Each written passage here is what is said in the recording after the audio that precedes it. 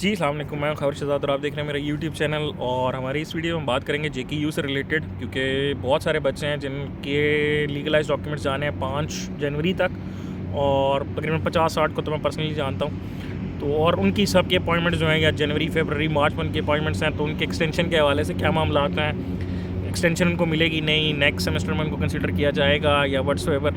तो इस मामले में 2-3 हार्ड फैक्ट्स हैं। इस वीक मैं ज़रा हार्ड फैक्ट्स पर बात करूँगा काफ़ी सारी। तो एक तो हार्ड फैक्ट ये है कि मैं डिटेल बताऊंगा। मेरी जेकेयू के अंदर कुछ मैनेजमेंट से भी बात हुई, कुछ लड़कों से भी बात हुई ओवर एंड ऑल।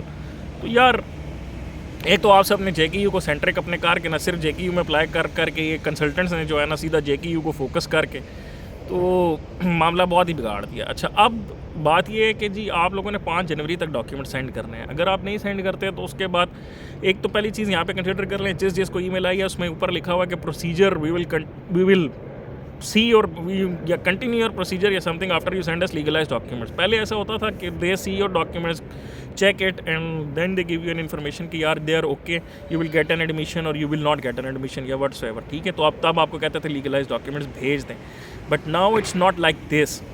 ठीक है, अब वो आपका प्रोसीजर ही उस टाइम स्टार्ट करेंगे, मतलब डॉक्यूमेंट्स का। ठीक है, उन्होंने आपके डॉक्यूमेंट ज़रूर चेक किए होंगे एक दफ़ा, लेकिन नॉर्मली अब उनके पास चूँकि एप्लीकेशन बहुत ज़्यादा हैं, बहुत सारे लोग अप्लाई कर रहे हैं और सारा कुछ, तो उस चक्कर में वो फाइल देखते हैं, डॉक्यूमेंट्स लीगलाइज नहीं है, साइड पे इसको लेटर भेज दो कि जी लीगलाइज भेजे, तो फिर उसके बाद इसका प्रोसीजर चेक करेंगे।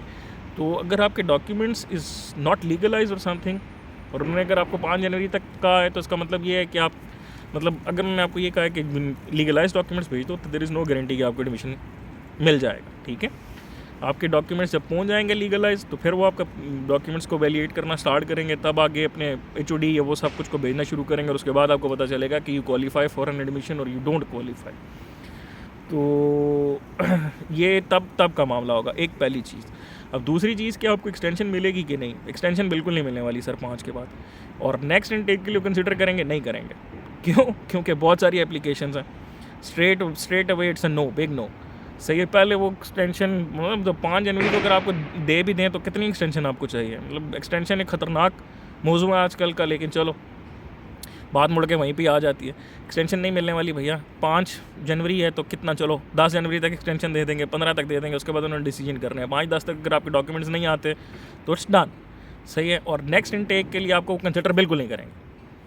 हाँ, you would have a little priority, but they will not consider you have to apply again.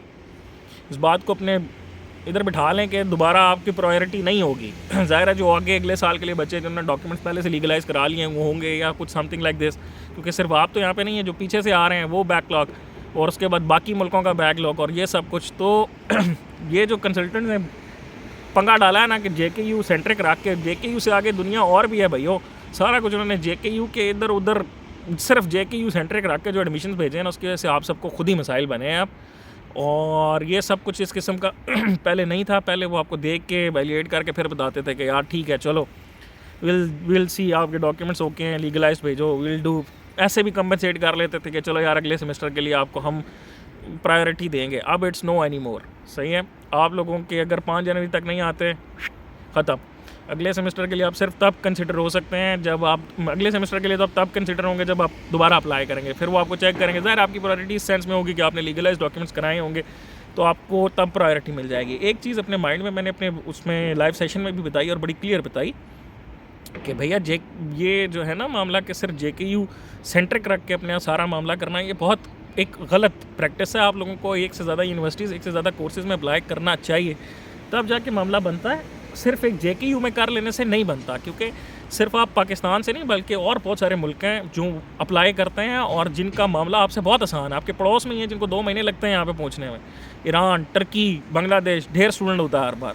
सही है, तो सीट्स जेकेयू की बहुत सारी सीट्स हैं जेकेयू के पास, लेकिन इट्स स्टिल हर कोर्स में लिमिटेड। मतलब एक लेट सपोज अगर कोई इलेक्ट्रिकल इंजीनियरिंग या केमिकल इंजीनियरिंग का कोर्स है, उसकी सीट्स वहीं पे 23 से 25 के दरमियान है। उसमें उन्होंने पूरी दुनिया में डिवाइड करना है, सिर्फ पाकिस्तान को तो नहीं देना। तो इसलिए ये जो मामला है ना सिर्फ जेकेयू सेंट्रिक, ये लोगों को बड़ा ख़राब कर रहा है और इससे लोगों को बड़े नुकसान हो रहे हैं और आप लोगों की ज़िंदगी बड़ी ख़राब हो रही हैं इस मामले में। अगर आपने सिर्फ जेकेयू सेंट्रिक करके ये मामला करना है तो फिर पहले अपने डॉक्यूमेंट्स लीगलाइज कराएं और उसके बाद जेकेयू सेंड करें। ठीक है, खाली जो कंसल्टेंट्स जो हैं विदाउट लीगलाइज डॉक्यूमेंट्स जेकेयू में सेंड किए जा रहे हैं और उसके बाद वो कही जा रहे हैं जी कि मार्च में एडमिशन हो जाएगा, तो भैया भूल जाओ, फॉरगेट इट, ऐसा कुछ नहीं होने वाला। सही है। ये एक हार्ड फैक्ट है कि अब तो मार्च में कुछ नहीं हो सकता ऐसे, मार्च वाला टाइम अब गुजर गया, अब ये सब सितंबर की बातें हो रही हैं, मार्च वाला कुछ नहीं हो रहा अभी फ़िलहाल। इसके मतलब मैं अपनी एक और डिटेल वीडियो बनाऊंगा कि टाइम अब क्या फॉलो हो रहा है, क्या स्केड्यूल है और क्या मामला चल रहे हैं। लेकिन बात यही है अपने आप को JKU सेंट्रिक से आगे लेके चला जाए और JKU से बाहर निकलें थोड़ा सा। और भी बहुत सारी यूनिवर्सिटीज़ हैं, मैं हमेशा यही कहता हूँ कि एक कोर्स को रह के उस पर नहीं खेलना चाहिए, बहुत सारे कोर्सेज में अप्लाई करना चाहिए, तब जाके आपको कोई मामला बन सकता है।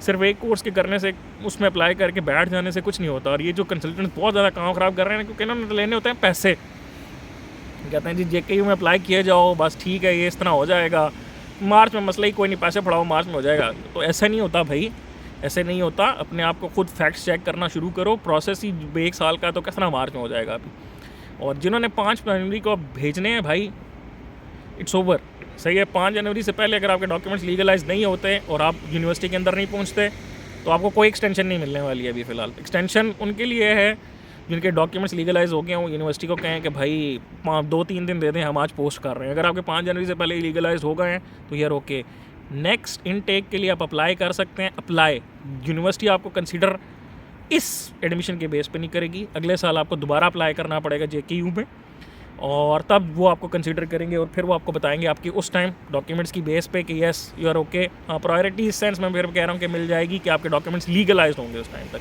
क्योंकि भाई पीछे का भी बैकलॉग है, जो पिछले साल वाले हैं वो भी तो आ रहे हैं और बाकी सारे ममालिक से भी लोग आ रहे हैं, तो बैकलॉग बहुत है। इसलिए मेरी आप लोगों को पहली 101% सजेशन यही है कि भैया JKU सेंट्रिक अपना काम करना बंद कर दें, JKU से बाहर निकलें और बहुत सारी यूनिवर्सिटीज़ हैं वहाँ पे ट्राई करना शुरू करें। मामला इतना इजी नहीं है कि एक यूनिवर्सिटी में आपने एडमिशन फाइल कर दिया तो इट्स ओवर, बस ठीक है देन इट्स ओके। इस तरह नहीं होता, लाइफ इस तरह नहीं चलती। आपको अपने कंफर्ट जोन से बाहर निकलना पड़ेगा, बहुत जगह अप्लाई करना पड़ेगा, मामलात आपको डर से बाहर निकाल के फिर को मामला करना पड़ेगा। और जी उधर फीस लगेगी एडमिशन की, ये वो भाई लगेगी फ़ीस, अगर आपने नहीं देनी तो फिर आप ना अप्लाई करो, फिर आप किस लिए अप्लाई करो। ज़ाहिर इन कामों में ये मामला तो होते हैं, ज़ाहिर है थोड़ी बहुत फ़ीस सब कुछ देनी पड़ती है। मैं उधर फ़ीस दे दूंगा तो वो मेरे पैसे ज़ाया ना हो जाए, एडमिशन नहीं मिलेगा। और भाई अगर इतना ही डर है तो फिर मतलब फिर सेव खेलो, फिर इंग्लैंड चले जाओ। इंग्लैंड में फिर मतलब शॉर्ट केसेस हैं, कंसल्टेंट के थ्रू करो और ख़त्म, ओवर एंड आउट। मतलब आपने रिस्क भी नहीं लेना और उसके बाद आप कहते हो कि ये सारे मामला इस तरह हो जाए, तो इस तरह नहीं है। सिर्फ JKU, एक तो जब आपको कंसल्टेंट फोकस करे कि जी JKU हमने भेज दी हैं, इधर उधर भेज दी हैं, पहले अपनी तसल्ली कर लो और अपने टाइम स्केड्यूल से देख लो। अभी 2-3 रिजेक्शन ऐसी हैं जिसमें वो कह रहे हैं कि भाई आपने अपने टाइम से पहले अपने जो एडमिशन टाइम है उसके बाद आपने डॉक्यूमेंट सेंड किए हैं, तो अब आपकी रिजेक्शन है। कंसल्टेंट बच्चों को कह रहे हैं जी अभी आप वेट करें, अभी एक और ईमेल आएगी, उसमें डिसीजन आएगा। ऊपर क्लियरली मेंशन है कि हम आपकी एप्लीकेशन जो है वो रिजेक्ट करने लगे, तो क्योंकि आपने बाहर भेजे। अगर आपने केस फाइल करना है तो आप केस फाइल कर लो। तो केस कौन फाइल करेगा? आपका कंसल्टेंट फाइल करेगा। मतलब चलो ठीक है, ये एक अच्छी स्टोरी है कि वो कंसल्टेंट अगर फाइल करेगा केस तो, लेकिन हार्ड फैक्ट्स पे बात करनी चाहिए और हार्ड फैक्ट्स के मुताबिक ही सारा मामला करना चाहिए। ज़िंदगी जो है ना वो रियलिटीज़ पे चलती है और रियलिटीज़ जो होती हैं वो कुछ डिफरेंट होती हैं। वो इस तरह नहीं है जो आप लोग समझते हैं कि बस JKU कर दिया तो इट्स ओवर। इस तरह नहीं होता भाई, 4-5-6 यूनिवर्सिटीज़ में अप्लाई करना पड़ता है, फिर जाके मामलात किसी बनने लगते हैं। ठीक है, तो यही सब कुछ था। बाकी JKU के वाले से कुछ आपने कोई बात करनी हो तो I am available, send me your questions. Thank you so much for watching. अल्लाह हाफिज़।